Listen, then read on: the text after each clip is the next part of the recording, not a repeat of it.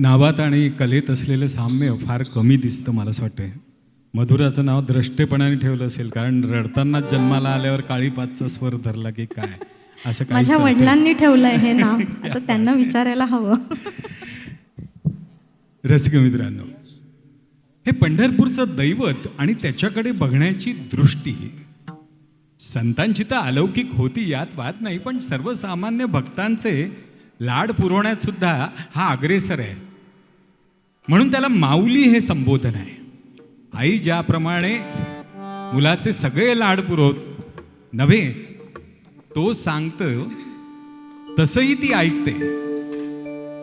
अर्भकाचे साठी माता विचुकी पावली ना, तोच संदर्भ इथे आहे. याच्याजवळ फक्त हट्ट करावा इतकंच नव्हे, तर ते लहान मूल ज्याप्रमाणे आईला म्हणतं, आई जरा उभी राहा, तू तिथेच उभी राहा, येतोय मी. आईला ऐकावंच लागतं. बापाला म्हणून पहा बरं, बाप नावाचा प्राणी अगं हे कसं करतं असं म्हणून आईच्या हवाली करून बाप निघून जाईल. पण माऊली म्हटल्यानंतर सगळं संपूनच जातं की. अहो, ते कीर्तनातून सुद्धा निरनिराळी आख्यानं येतात. आपण ते विष्णुदत्त ब्राह्मणाचं आख्यान ऐकतो. विजयनगरच्या राजासमोर तो भागवत सांगायला काय गेला आणि पंढरपूरचं वर्णन करायला लागला, आणि शेवटी इतकं बहार त्याच्या वाणीला आला की पंढरपूरचा अलौकिक माझी नगरी सोन्याची आहे नव्हे, तिथे झाडांना सुद्धा रत्न लागतात वगैरे वगैरे वर्णन करून टाकलं. तो राजा म्हणाला, दाखव, चल मी पंढरपूरला येतो. अर्थात भक्ताचं तो शब्द खाली जाऊ देणार नाही. आपल्या मुलाचा शब्द माऊली जाऊ देत नाही खाली, तर मग हे तर अलौकिकच आहे. अहो, त्या पुंडलिकाने सुद्धा प्रत्यक्ष परब्रह्म पांडुरंग आल्यानंतर सुद्धा आई वडिलांच्या सेवेत तो होता की. मग त्यांनी एक वीट फेकली. भक्ताचा शब्द खरा करण्याकरता त्या विटेवर त्याला उभं राहावं लागलं. ही आहे माऊलीची किमया. नागपूरचा आघाडीचा गायक आणि ज्याच्या आवाजाची वैशिष्ट्यपूर्ण मोहिनी अशी पडलेली आहे, स्वागत करूया यश खेर याचं.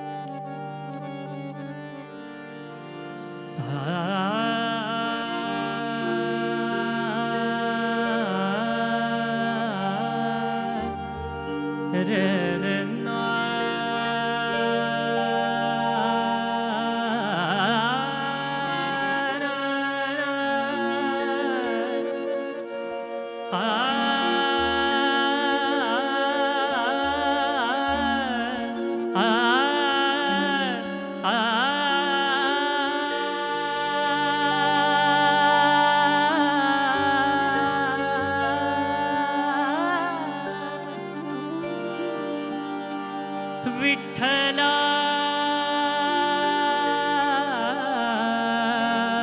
विठ्ठला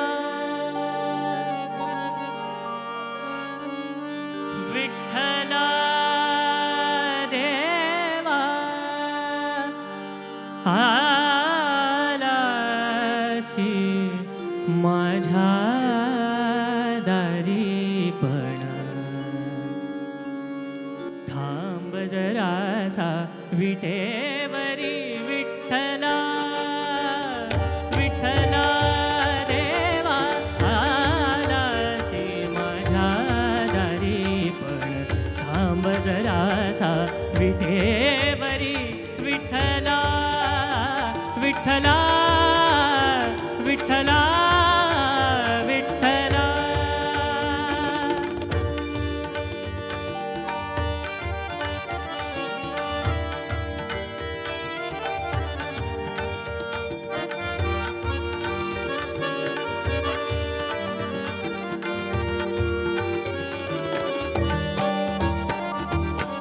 पावन पद हे माझ्या घरी रे, पावन पद हे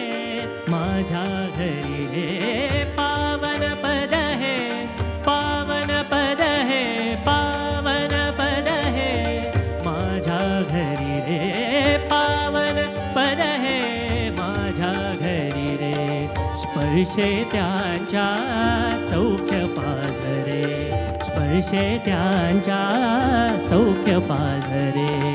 पावन पद हे, पावन पद हे, पावन पद हे माझ्या घरी रे, पावन पद हे.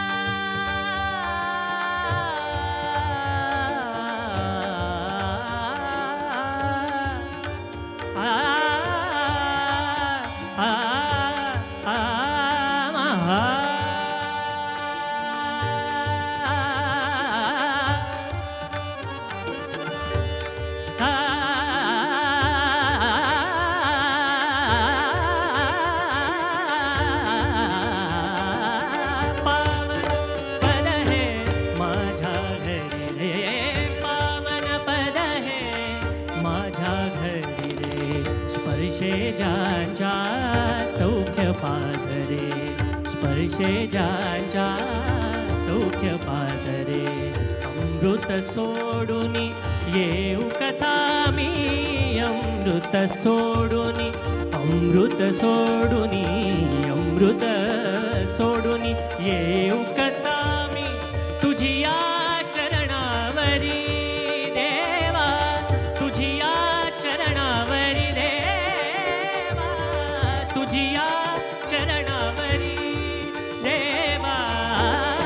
रासी माझ्या दारी पण थांब जरासा, थांब जरासा, थांब जरासा.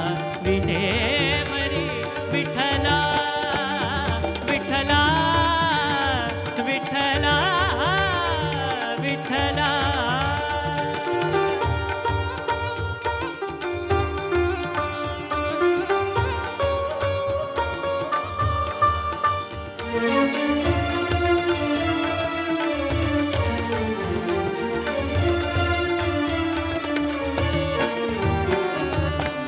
भक्तजनांचा जरी तू राणा, भक्तजनांचा जरी तू राणा, भक्तजनांचा जरी तू राणा, भक्तजनांचा जरी तू राणा, भक्तजनांचा जरी तू राणा, भक्तजना.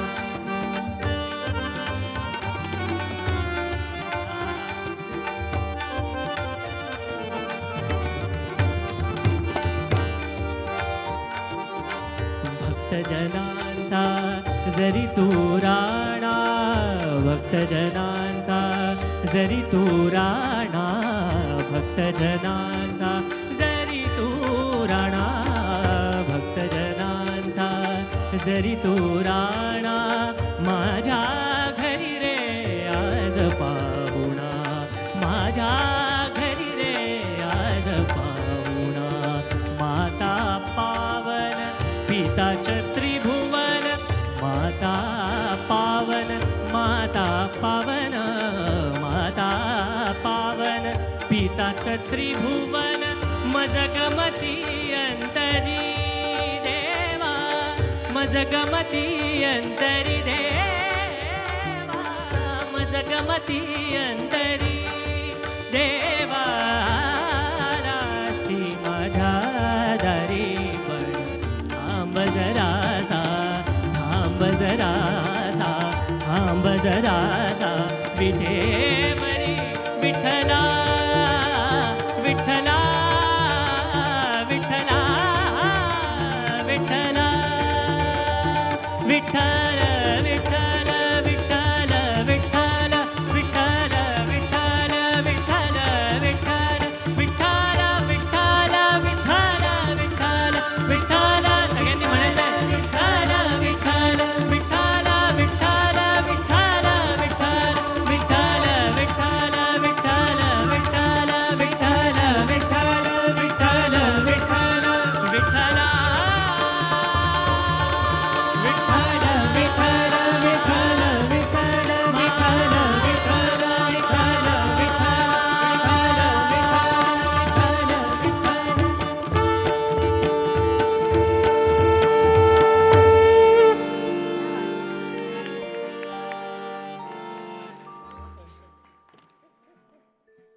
संत होऊन संताशी भजावे.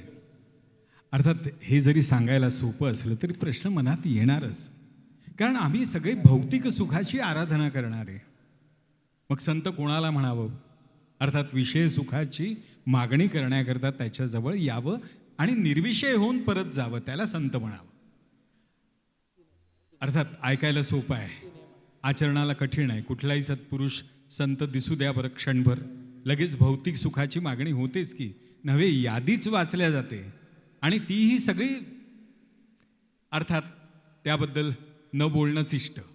पण संतांचं एक मात्र होतं, ईश्वर भक्ती, ती अनुभूती त्यांनी घेतली, ती इतरांना सांगितली आणि सर्वस्वी त्यांचे होऊन गेले. त्यात त्यांनी लोकनिंदेची सुद्धा पर्वा केलेली नाही. अहो, लोक जैसा ओक धरिता धरवेना, अभक्ता जिरेना संत संग, हे सांगितलेलं आहे तुकाराम महाराजांनी. म्हणजे त्यांच्या काळात पासून सुद्धा लोक तसेच होते आणि ते तसेच वागणार आणि पुढेही तसेच राहणार. म्हणून आपला अनुभव सांगणं काही त्यांनी सोडलं नाही. तत्ववेत्ती मंडळी अनुभवाची सुंदर व्याख्या करतात. अनुभव किती प्रकाराने येतो म्हणतात? 4 प्रकारांनी तो येतो. पहिला अनुभव असा की घेऊही नाही आणि सांगूही नाही. अर्थात या मुद्द्यात असं म्हणतात की विष हे कधी घेऊ पण नाही आणि दुसऱ्यांना घ्यायला सांगूही नाही. घ्यावा पण सांगू नये, कठीण आहे. बायको रागवली, तिने लाटणं फेकून मारलं, हा अनुभव घेतलेला आहे. 4 चौघात सांगू नये, गंमत आहे हो की नाही? अशी गंमत काय सांगणार, याबद्दल जास्त न बोललेलं बरं हो की नाही? खाजगीत बोलता येईल. तिसरा प्रकार असा सांगितला आहे की आपण घेऊ नये पण इतरांना सांगावा. अर्थात डॉक्टर आपल्याला औषध लिहून देतात म्हणून काय त्यांनी तुम्ही घेऊन पाहिलं आहे का असं म्हणणं योग्य आहे का? मला अँटीबायोटिक्स देतात, पहिले तुम्ही गोळी घ्या. तर मग अर्थात आपण घेऊ नये पण इतरांना सांगावा. पण संतांच्या लेखी असलेला ईश्वरी अनुभव तो मात्र आदर्श आहे.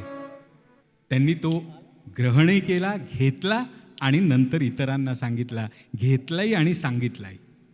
हा अभंग जो सादर होणार आहे तो या अनुभूतीतला आहे. त्यांनी पहिले तो अनुभव घेतला म्हणून ते इतरांना सांगायला सिद्ध झाले हो.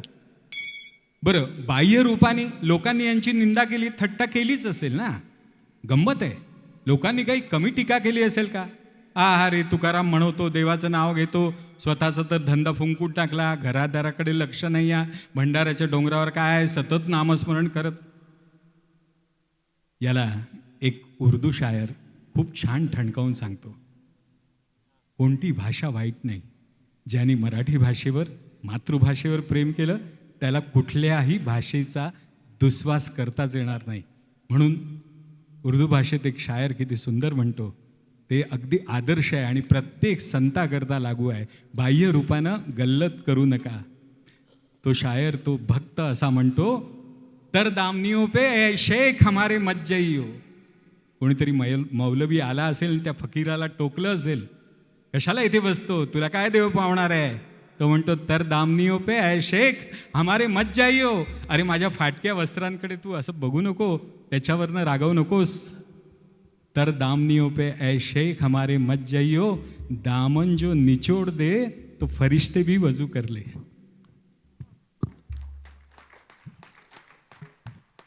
हा सर्वांग सुंदर कार्यक्रम राजा पंढरीचा आपल्यासमोर सादर होतोय.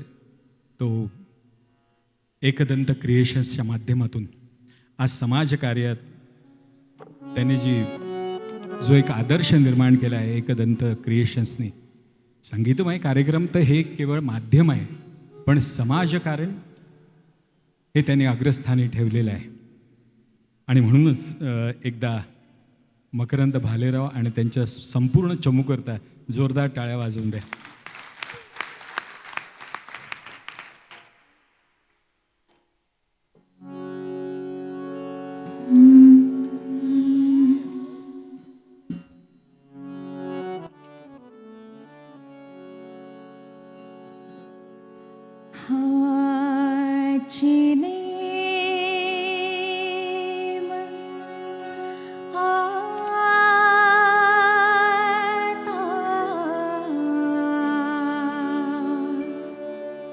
ना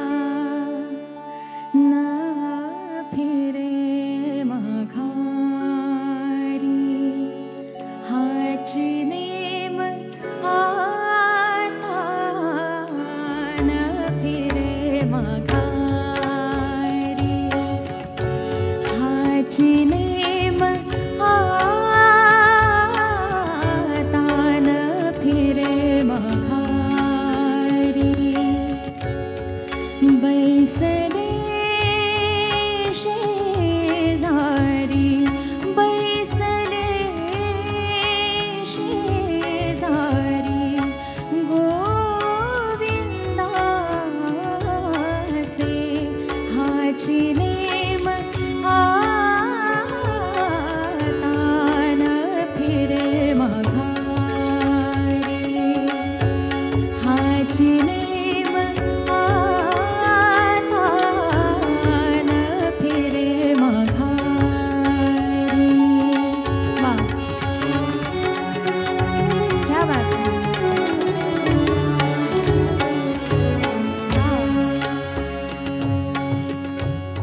घर रिधी झाले पट्टराणी बळे घर रिधी झाले पट्टराणी बळे बरिले सावळे परब्रह्म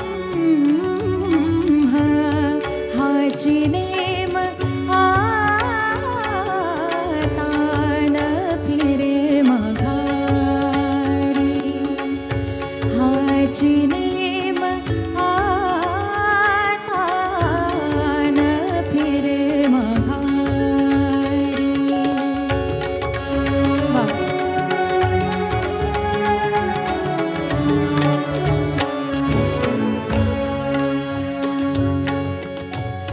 बळीयाचा अंग संग झाला आता बळीयाचा अंग संग झाला आता बळीयाचा अंग संग झाला आता नाही भय चिंता तुका म्हणे हाची नेम आता न फिरे माघारी हाची नेम आता न फिरे माघारी बैसले शेजारी बैसले शेजारी गोविंदाचे हाची नेम आता न फिरे माघारी हाची नेम आता न फिरे माघारी हाची नेम आता न फिरे माघारी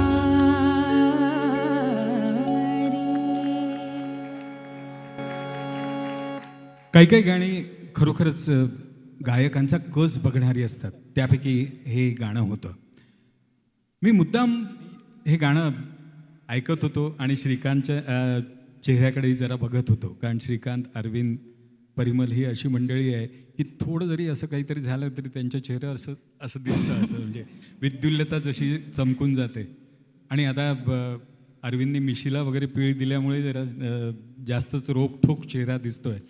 पण गंमत अशी आहे की तो चेहरा स्मूथ असा चालायला लागला की ती एक पावती असते माझ्या दृष्टीने की गायकाने गाणं खूप सुंदर सादर केलेलं आहे. आणि म्हणून या गाण्याला तेवढ्याच तोलामोलाचा न्याय देणारी आपल्या सुरेल आवाजानं ते गीत सादर करणारी नागपूरची गायिका भाग्यश्री टिकले, तिचं स्वागत. भाग्यश्रीचा अनेक कार्यक्रमांमधला सहभाग हा अतिशय सुंदर असतो आणि सुरेल असतो. कैवल्य या ठिकाणी आलेलं आहे आणि ही पर्वणी साधून मी कैवल्यला खरोखरच एक प्रश्न मात्र विचारणार आहे. तरुणाईचं प्रतिनिधित्व कैवल्य आपण करतात. साधारणतः ही अभंग गायकी सादर करताना किंवा नाट्यसंगीत सादर करताना शास्त्रीय संगीताचा कितपत रियाज असा आवश्यक असतो आणि तू कोणत्या गुरुकडे ते केलेलं आहेस?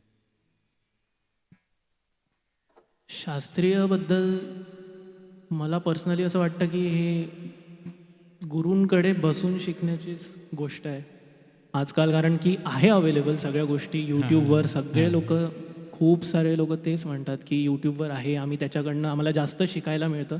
पण ते एक ऐकणं झालं असं मला पर्सनली वाटतं. जे मी शिकायचो सुरुवातीला, ज्या गुरूंकडे मी शिकायचो, ते जे ग्रहण होतं ते यूट्यूबवरनं मला पर्सनली तो फील नाही येत.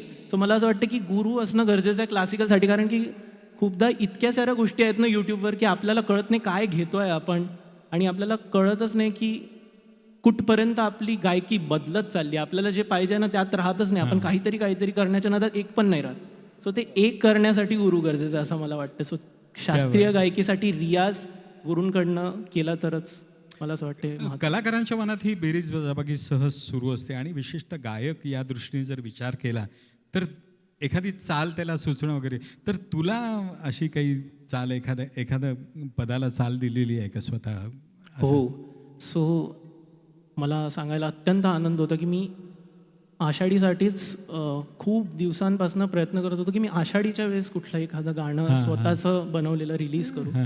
आणि विठ्ठलाच्या कृपेमुळे या आषाढीला मला ती अपॉर्च्युनिटी मिळाली की मी स्वतःचं गाणं एक रिलीज करू शकलो. आणि त्याच्याहून चांगली गोष्ट मला अशी वाटते, कारण की माझ्यासाठी ती प्रचंड मोठी गोष्ट आहे की माझं स्वतःचं लिहिलेलं आणि कंपोज केलेलं गाणं हे झी म्युझिकवरनं रिलीज झालं आहे आत्ताच. गाणं आत्ता सादर करणार आहे त्याच्या आधी त्याची झलक दाखवता? बिलकुल बिलकुल. ओके ओके, चला.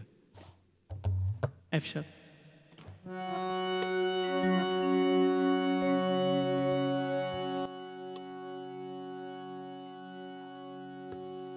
या गाण्याबद्दल मी सांगतो शॉर्टमध्ये की हे गाणं ना खूप रॅन्डम झालं आहे माझ्या आयुष्यात. मला असंच बसल्या बसल्या मला शब्द सुचत गेलेत आणि ते गाणं कम्प्लीट झालं आहे 1-2 तासामध्ये. पण त्याचं करण्यामागे मला 2-4 महिने लागलेत बऱ्यापैकी.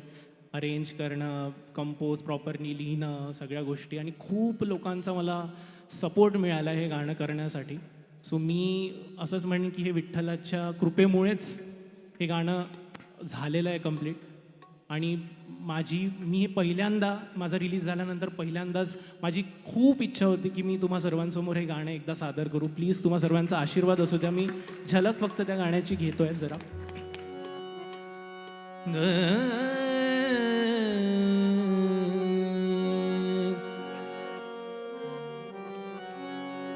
पाऊले चालली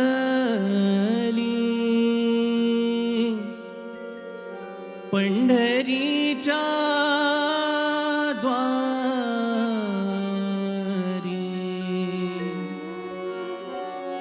पाऊले चालली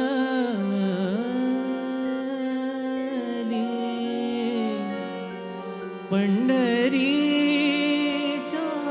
द्वारी,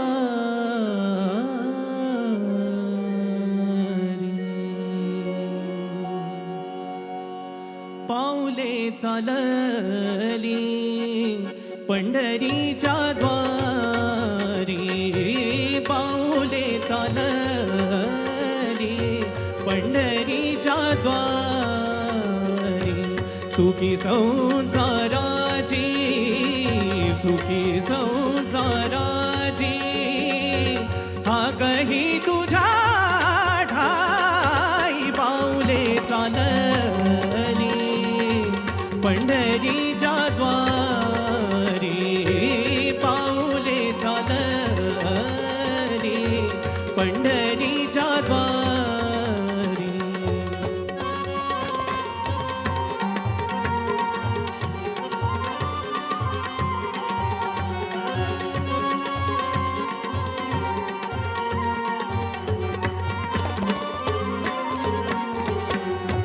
आम्ही तुझी लेकर रे, तूच आमची माऊली, आम्ही तुझी लेकर रे, तूच आमची माऊली, तुझ्या चरणी विश्व हे सारे दे तू तुझी सावली, तुझ्या चरणी विश्व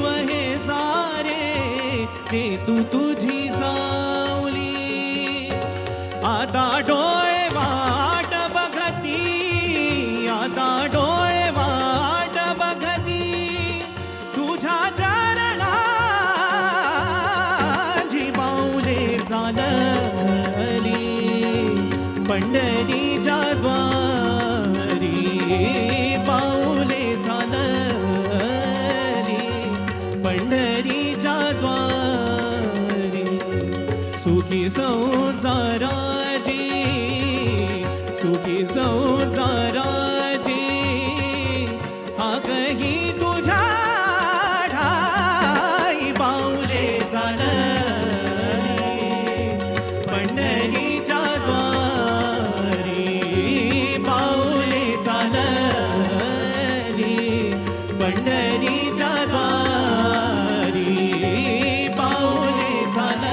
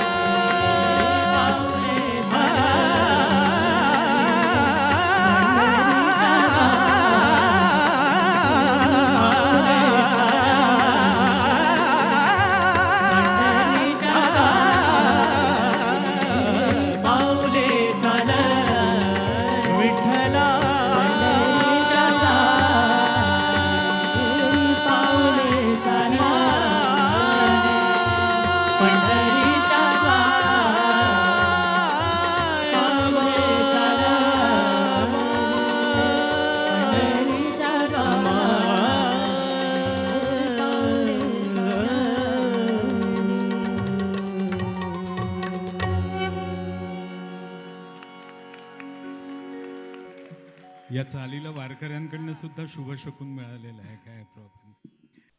मला मूळ चित्रपटाच्या माध्यमातून आलेलं एक गीत कैवल्य सादर करतोय.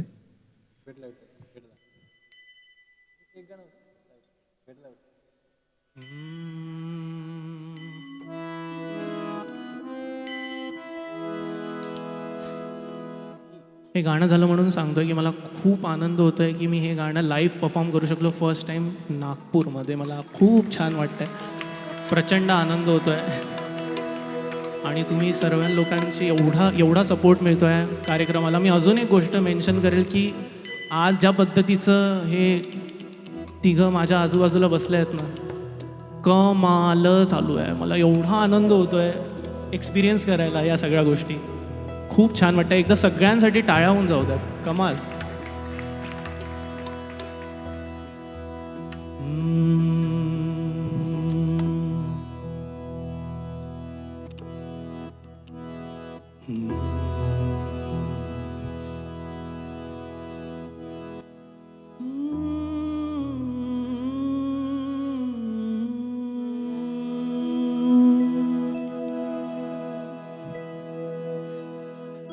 गुरु माझा गणगोत, गुरु हीच मौली.